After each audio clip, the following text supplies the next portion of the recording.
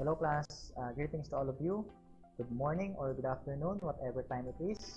So sabi ko sa inyo, we will have a discussion, a supplemental lecture about our subject in comparative models in policing. Okay, but before we start, before the actual lecture or the formal lecture, allow me first to present the outline or the course overview of our subject. So during your first activity, I asked you what are your expectations, diba? So tell me what are your ideas, your insights about our subject in comparative models in policing. But it seems that most of you, okay, hindi ata nakapag-advanced reading, walang idea about our subject in comparative models in policing. But there are some naman na tumama naman, okay? So dito, makikita natin kung ano na talaga yung pag-aaralan, ano yung content ng subject natin. So actually, we only have 5 chapters to deal with, okay, sa subject natin.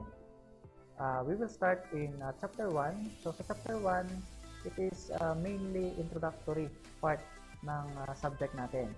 So you will gain insights about the comparative policing, okay, and basic concept about police. We will define what is police, saan ba nanggaling ang salitang police, ano ang notion natin sa pag sinabi nating police, okay, what are the concepts or the idea or the theory of policing. Okay, so itatakal din natin dito yung traditional goals of policing. Pag sinabi nating traditional goals, ano ba yung mga usual na trabaho ng police, hindi lang sa bansa natin, okay, kundi maging sa other countries. Okay, pag sinabing traditional goals of policing, parang ito yung universal goals ng policing, okay, na applicable not only in our country but also to some other countries. And titignan din natin yung i-review lang natin. So itong mga ancient policing system, okay, na pinapractice noon throughout the world, okay, bago pa or prior to this modern policing. Then we will also discuss yung mga important terms in comparative policing, like the definition of comparative police system. Okay, ano ba yung comparative court system? Di ba?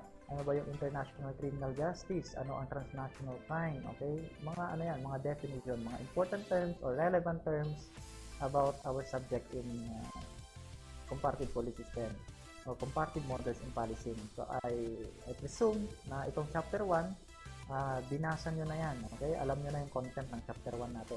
Then, syempre, yung transnational crime, okay? Pag sinabi natin transnational crime, these are crimes that transpired across international borders. So, hindi lang isang country ang involved. Okay, ano-ano yung mga crime na possible, okay? Possible example ng transnational crime natin, we have human trafficking, we will discuss drug trafficking, terrorism, okay, cybercrime, and money laundering. Okay?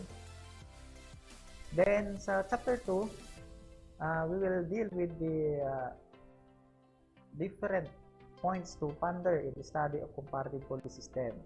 So dito pag-aaral natin what are the purpose, ano ba yung purpose, okay, of studying comparative models in policing. What are the different theories of comparative criminology? Okay, what are the different types of police in the world? So sa subject natin, we will not only dealing with a single country. Okay, we will travel the world, we will learn the different policing in the world, okay, and highlights their best practices in policing. Okay, so ano ba yung mga different types of police in the world? Then pag-aaralan din natin yung types of law enforcement in the world. Okay? Kasi magkakaiba tayo ng sistema ng policing. Okay? Iba sa Pilipinas, iba rin sa other countries. Ano-ano yung mga different types of law enforcement in the world. Then, the different type of court system in the world. Okay? So, we will distinguish what is adversarial and what is inquisitorial type of court system. Then, pag-aaralan din natin yung types of criminal justice law in the world. Meron tayong 4, yung common law, civil law, socialist, at saka Islamic. Okay, we will differentiate those. Then, what are the basic function of CJS or the criminal justice system? Okay, what are the types of societies in the world? Ayan, pag-aaralan din natin yan. And what are some countries or example ng mga countries na merong mababang crime rate? Okay, countries with lesser crime. So, those are the points to ponder in the study of comparative police system. So, yun yung pag-aaral natin in Chapter 2. Then, sa Chapter 3, we will focus the discussion about globalization. So, ano ba ang globalization? Ano ang papel ng globalization sa law enforcement? So, ganun yun. So, introduction about globalization. Then, we will define what is globalization. Then, ayun, sinabi ko nga sa inyo, ano ang effect ng globalization sa law enforcement? Globalization in law enforcement. Ano yung positive effect at yung negative effect ng globalization? And what are the challenges of globalization in the field of law enforcement? Then, titignan din natin yung impact ng globalization sa Pilipinas. Okay, so, siyempre, in terms of law enforcement yan. Then, yan, Chapter 4. So, Chapter 1, 2, and 3, that is my task, that is my duty to discuss. Okay? Discussion yan about comparative models and policing. Ito sa Chapter 4, okay? I will going to assign each of you a topic, okay, a country to work with, okay? So magre-research kayo, okay? So this subject involves research about the different types of policing. Kaya nga comparative police system ito, we will going to compare and contrast the policing models of one country to another country. Siyempre, una natin i-discuss yung Pilipinas. So, sa Philippines, ako na mag-discuss sa inyo yan para alam nyo kung ano yung gagawin nyo. Kapag binigyan ko kayo ng topic, halimbawa, binigay ko sa inyo ang China. Okay? Ano ang dapat nyong hanapin? Okay? Sa police system nila. So, bibigyan ko kayo ng sample. Ako muna ang mag-discuss about the policing in the Philippines. Okay? Yung police system natin sa Pilipinas. Then, kapag binigyan ko kayo ng topic to report or to search, okay? So, gagawin nyo kung ano yung gagawin ko. Okay, hanapin natin yung mga titignan natin yung police organization as to organization, tignan natin yung ranks, okay, ng mga police in the world. Okay, ano yung mga best practices nila. So, yun yung pinaka-importanting malaman natin dito. Okay, yung best practices nila. The most effective method or strategy na ine-employ nila for the prevention and control of crime. Yun yung pinaka-importante nating malaman dito sa subject natin. So, ito, another activity ito. Ito yung heart ng subject natin. Yung comparison of the different police systems in the world. So, we will travel the different continents of the world, starting from Asia, okay? Papunta tayo sa America, di ba? North and South America, Europe, okay? Australia, titingnan natin lahat ng police policing system doon. Okay? But hindi natin i-discuss lahat ng bansa. Mamimili lang tayo ng model system. Kaya nga model, di ba? Sinabi natin model, yung possible country na pwede tayong makakuha ng mga best practices. Okay? Na ma-apply din natin sa ating police system sa Pilipinas. Okay? So, I will going to assign a topic, okay, to each one of you. So, it might be an individual or a group activity. Okay? Yan ang chapter 4 natin. From Philippines, China, Hong Kong, Macau, Japan, North and South Korea. Titingnan natin ang police system ng Indonesia, Malaysia, Singapore, Thailand, Vietnam, Iceland, Brazil, Canada, Russia, Australia, Italy, Vietnam, Russia, Australia, Italy, UK, New Zealand, Mexico, United States, and other policy models. So, pagkatapos natin na-discuss yan, pagkatapos nung na-discuss yung mga yan, I will going to summarize later on. Okay? I will going to summarize itong mga different policing models natin. Okay? Yan yung heart ng discussion natin. Ito yung pinaka-heart ng discussion natin sa subject natin na comparative models in policing. Then, sa last part natin, sa last chapter, we will going to deal with the different international police associations in the world. Okay? So, meron tayong limang international police associations in the world.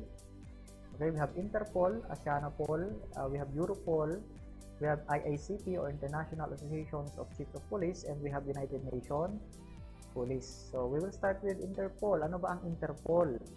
Okay, so, ayan, introduce natin what is Interpol all about. Okay, what is the historical development of Interpol? What are the structure of Interpol? What is the structure of Interpol? Ano ba yung mga role ng Interpol? And what are the Interpol notices? Okay? Or we are referring actually to the color codes. Ayan, lumalabas kasi sa board exam yan. Yung Interpol kasi nagpapadala ng mga notices around the world sa different countries. Merong meaning yan. Halimbawa, nagpadala sila ng black notice sa Pilipinas. May meaning yun. Ano ang black notice? Ano ang yellow notice? Ano ang purple notice? So, may mga meaning yun. Okay? Oceanopol, we will discuss the history of Oceanopol. Okay?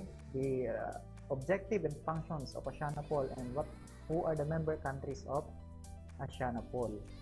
Okay, then we will also discuss Europol. Ano ba yung mission, vision, values, mandate, tasks, and aims of Europol.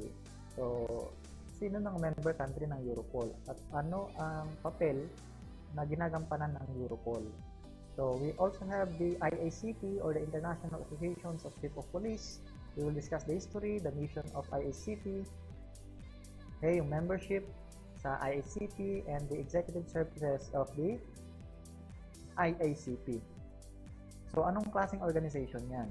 Yung IACP. So, pag-aaralan natin yan. And also, the United Nations Police or the UN Police. Okay? Ano yung history ng police? UN Police. Okay, what are the duties and function of UN Police? Okay, what are the role of PNP in peacekeeping mission and the list of presidents sa United Nations Police. Okay? So, ano bang pinagkakaiba niyan ng Interpol, Oceanopol, Europol, IACP, at United Nations Police? What are the difference? So, malalaman natin yan when we are to discuss yung mga different international police associations in the world. Yan yung mga topics covered by our subject in comparative models in policing. So, ayan. So, I hope na pag natapos natin ma-discuss lahat ng topics na to, okay, natapos natin yung subject natin na comparative models in policing, I expect na mas lalawak pa yung perspective nyo about policing.